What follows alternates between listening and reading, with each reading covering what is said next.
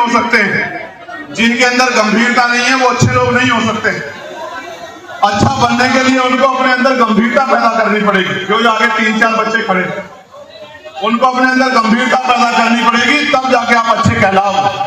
प्यारे साथियों, प्रभु जन सम्मेलन के जरिए हमारी जो आखिरी वो थी, उस पर मैं आपकी सहमति चाहता हूं। इस देश में लंबे समय से ईवीएम से चुनाव हो रहे हैं और ईवीएम के ऊपर आम जनता को भरोसा नहीं, और लोकतंत्र एक सबसे बड़ी शक्ति है। अगर उसमें आम जनता का भरोसा कम हो रहा है, तो मैं जनता से पूछना चाहता हूं, चुनाव ईवीएम के जरिए होना चाहिए या बैलेट पेपर के जरिए? ईवीएम के या बैलेट पेपर के? दोबारा बताओ जोर से। उसको ऊपर भेजो, गर्मी बहुत, उसको इधर भेजो, उसको उसकी मां को इधर बैठ जाएंगे, इधर भेजो, भेजो सर, हाथ इधर आ जाओ, पानी पिलाओ इधर। यहाँ छोटा, बहुत छोटा, बहुत छोटा। ये 3-4 होंगे। लगातार सरकारी विभागों को बेचा जा रहा है, सरकारी नौकरी को खत्म किया जा रहा है। इसलिए मैं बिल लेके आया था पार्लियामेंट में कि प्राइवेट सेक्टर यानी कि निजी क्षेत्रों में भी SC, ST, OBC के लोगों को आरक्षण का लाभ मिलना चाहिए। ये बिल मैं पार्लियामेंट में लेके आया था। आप बताओ, ये बिल पास होना चाहिए नहीं होना चाहिए? दोबारा बताओ, होना चाहिए नहीं होना चाहिए? बहुत अच्छी बात। और चौथी हमारी मांग, 5वीं हमारी मांग थी, जो लोगों में चर्चा जिस पे हो। इस देश में एक समय ऐसा आया था कि मंडल की रिपोर्ट के बाद मंडल कमीशन लागू हुआ, और जब मंडल कमीशन लागू हुआ तो सरकार मंडल को रोकने के लिए कमंडल की राजनीति को आगे करके धर्म को आगे लेकर आ गई। प्यारे साथियों, मंडल कमीशन की 40 में से 2 सिफारिशें लागू हुई और 38 सिफारिशें आज भी डब्बे में पड़ी हुई है। जब हम आंदोलन चलाएंगे तो मजबूर होके इन 38 सिफारिशों को लागू कराने का काम सरकार को करना पड़ेगा। इसलिए मैं आपसे पूछना चाहता हूं, क्या मंडल के कमीशन की सारी सिफारिशें लागू होनी चाहिए? उसको क्या चाहिए? उसको क्या चाहिए बच्चे को? बहन जी, क्या चाहिए? पानी चाहिए क्या? क्या चाहिए उसको?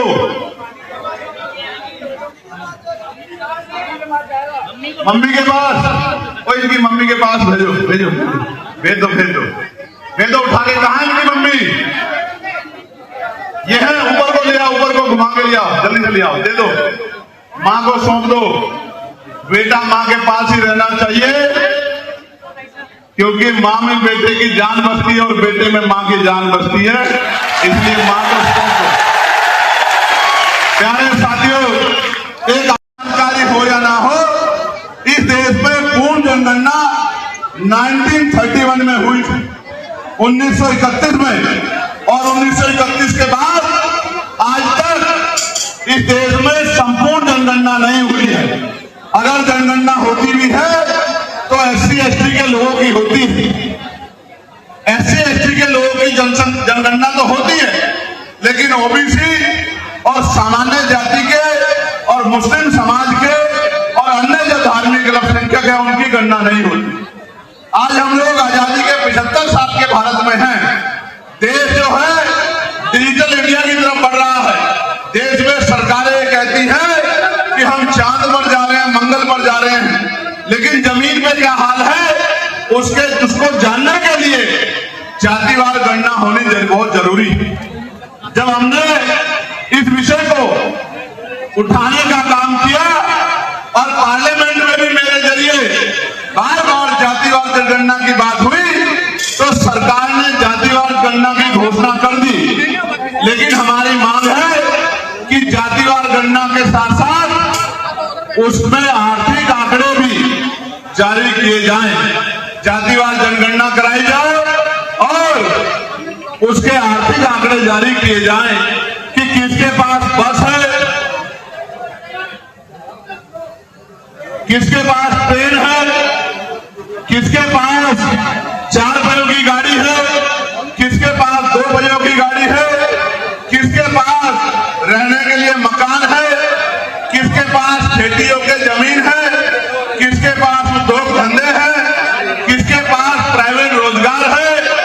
कौन ऐसा है जो भूखा सो रहा है? कौन ऐसा है जिसके पास छत नहीं है? कौन ऐसा है जिसके पास जमीन नहीं है? और कौन ऐसा है जिनको सरकार कहते हैं कि 80 करोड़ लोग सस्ता राशन 5 किलो राशन लेके देश उन्नति की तरफ आगे बढ़ रहा। तो जब जातिवार गणना होगी और उसके आर्थिक आंकड़े जारी होंगे तब को पूरा करने का काम कर रहा।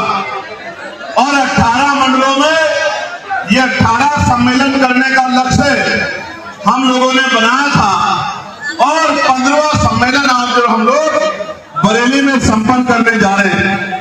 प्यारे साथियों, बरेली के इस कार्यक्रम में जिस तरह का उत्साह और जोश दिखाई दे रहा है उससे स्पष्ट हो गया है कि इस क्षेत्र में आजाद समाज पार्टी आने वाले कल में सभी लोगों के दांत खट्टे करते हुए गरीब जनता की मजबूत आवाज बनेगी और गरीब जनता के हक अधिकारों को उनके घरों तक पहुंचाने का काम करेंगे। सम्मानित साथियों, तब से कोई बड़ा नहीं है, कोई छोटा नहीं है, कोई ऊंचा नहीं है, कोई नीचा नहीं है, सब लोग बराबर हैं। सब लोग स्वाभिमान सम्मान के साथ जी सकते हैं। इसलिए हमारी पार्टी ने सोचा कि दूसरी पार्टियां जो मनुस्मृति मनुवाद का अध्ययन करके मनुवाद की बात को मनुस्मृति की बात को मानकर आज भी ऊंच नीच भेदभाव की बात को कर रही है, उन पार्टियों को हमें सबक भी सिखाना है और सही रास्ते पे भी लाना है। वो इस तरह से इतने बड़े बहुसंख्यक समाज को छोटा बड़ा नहीं कर सकती है।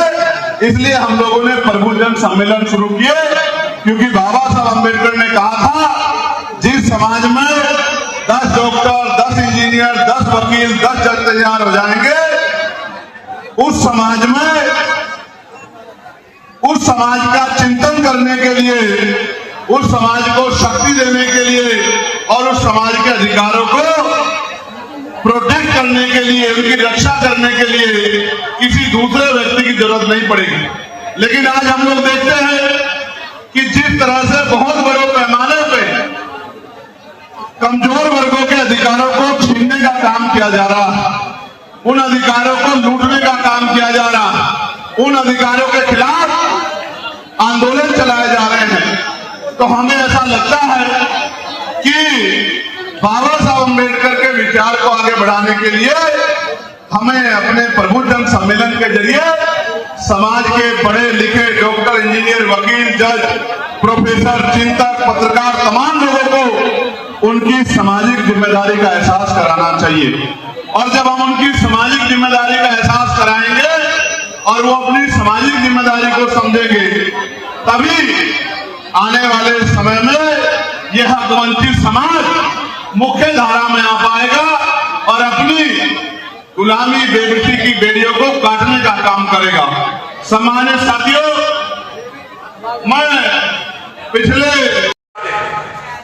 4 गोली चलाई तो भी आपके प्यार आशीर्वाद से बच गया।